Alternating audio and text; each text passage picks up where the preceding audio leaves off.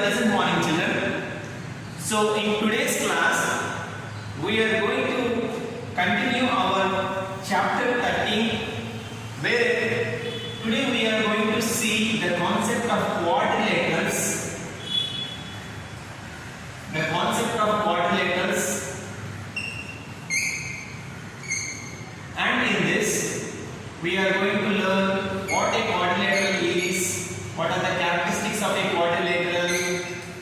That's going to be the first topic which we are going to deal, and the second one is types of quadrilaterals. That means a variety of quadrilaterals are available, so we are going to deal what exactly the quadrilateral types are. Hope you got the point, children. So let us start with the first one. That means, what is a quadrilateral? So we have been discussing about a triangle. As you can see, a triangle is a closed figure formed by three line segments. So line segment 1, line segment 2 and line segment 3. In the same sense, if we take a four-sided closed figure, that means any closed figure which is formed by using four line segments, we call it quadrilateral. Okay, quad. So any closed figure which is formed by joining four line segments is called a quadrilateral. Okay. As we move ahead, you will understand why there exists a different types of quadrilaterals are. So before that, if we take this as a quadrilateral A, B, C and D, just like the triangle properties, even quadrilateral is also carrying some characteristics, namely sides, vertices, and the singular form of vertices is vertex, and angles, and one more property is there with quadrilateral segment, that is diagonal. I am going to explain each and everything, so you please follow carefully. When coming to the sides, and don't copy anything from the board, we'll send you a document which is to be copied. So how many line segments are here which together form this quadrilateral are 4. And what are they? AB, line segment AB, line segment BC, and line segment CD, and line segment DA. Okay, so in total, how many sides are there in the given quadrilateral? 4 sides. And now vertices. Vertices means individual points we call vertices, or the point where two line segments of the given quadrilateral reach. So how many are there? 4 vertices, namely A, B, C and D. So quadrilateral is having 4 sides, 4 vertices. Now let us check the angles of the given quadrilateral A, B, C, D.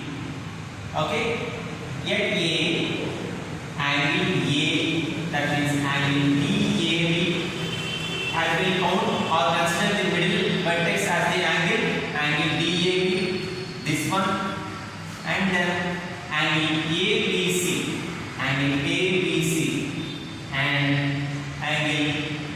BCD, and then angle CDA. See, in the middle you can see A, B, C, D. So how many total angles are there in the given quadrilateral? 4 angles are there in the given quadrilateral. The next one is diagonal. Very important concept, children. Diagonal. See,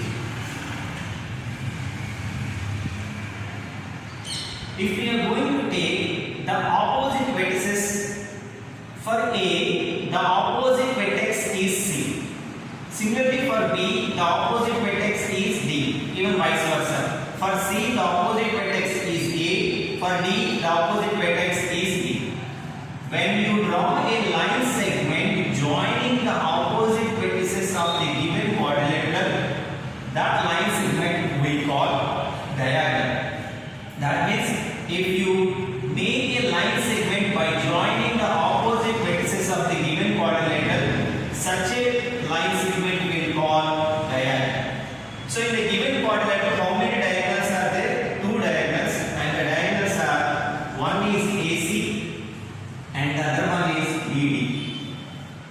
So these are the basic characteristics of a quadrilateral, children.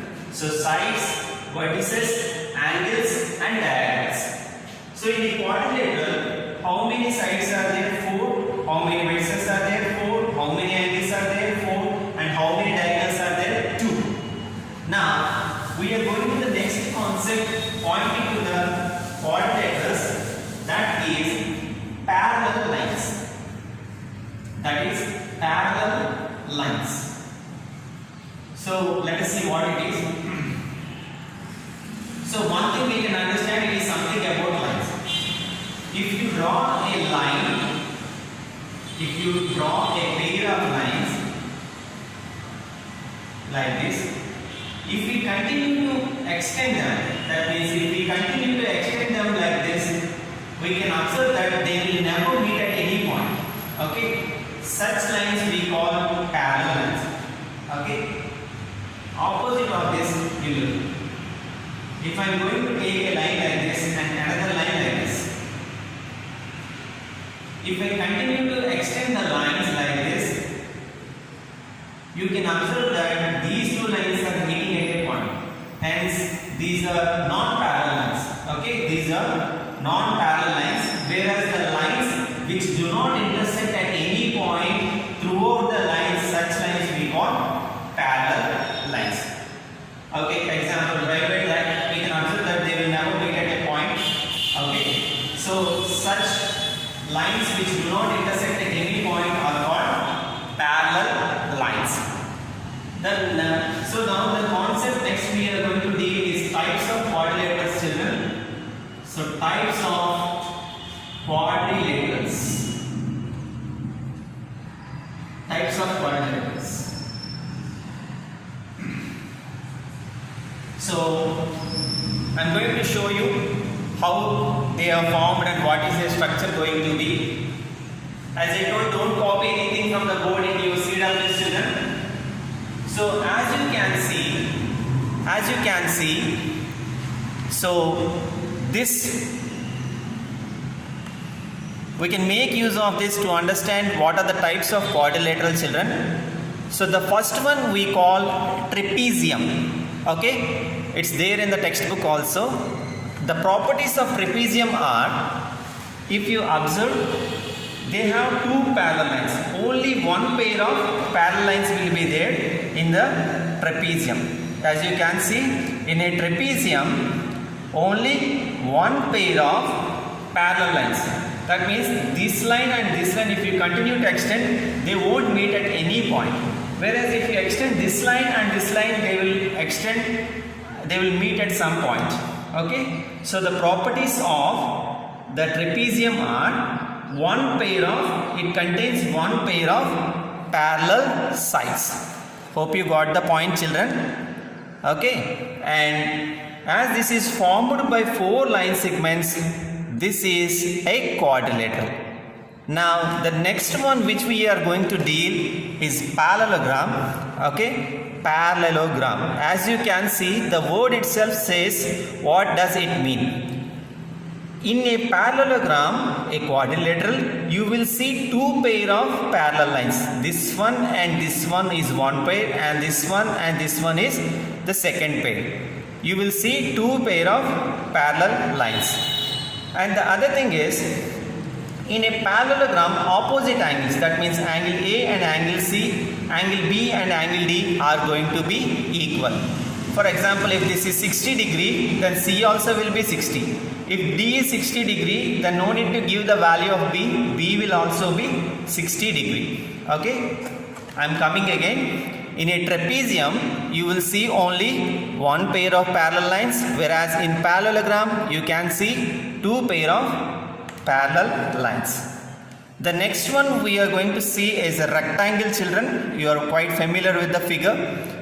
So it is having 2 pair of parallel lines, but the basic difference between a parallelogram and a rectangle is, in a rectangle all the interior angles are going to be 90 degree.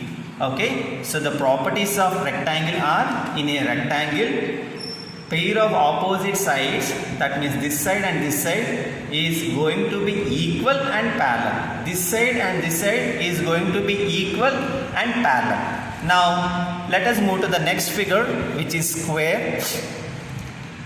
Square is also similar to parallelogram because this one is having a pair of parallel line and this one parallel. So just like a parallelogram, in a square also you can see two pairs of parallel lines, whereas the difference is that in a square all the sides are equal and all the angles are going to be of measure 90 degree. So rectangle and quadrilateral are the types of, rectangle and square are the types of quadrilateral in which the angle measure of each angle is 90 degree.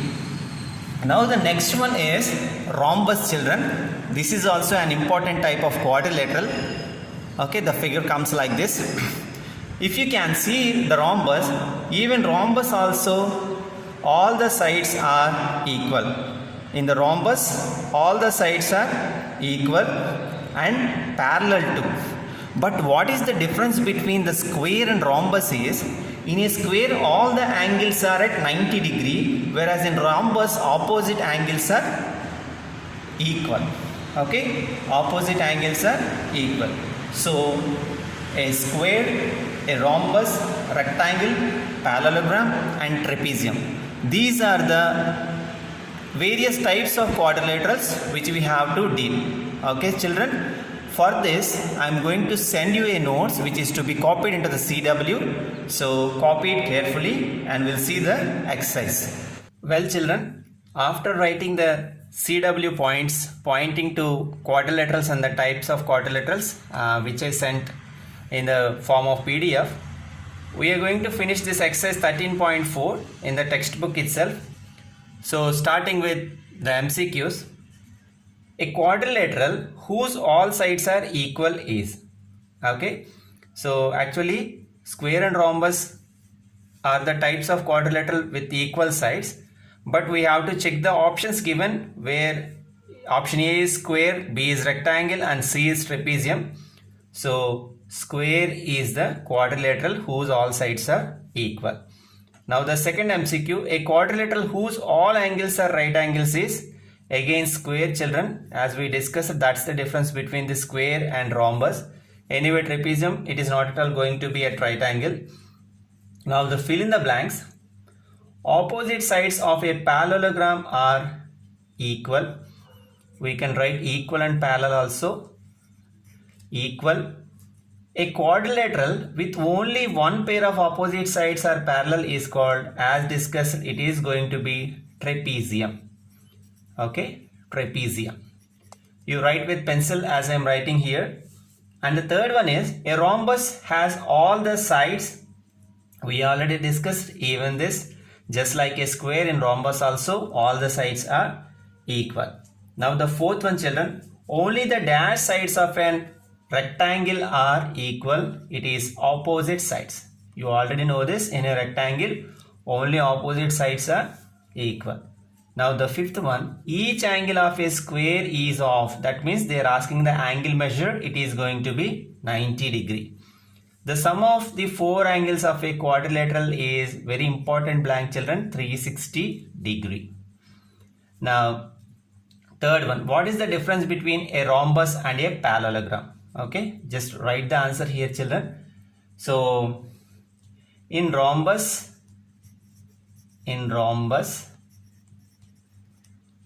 all sides are equal. In rhombus all sides are equal, full stop. In parallelogram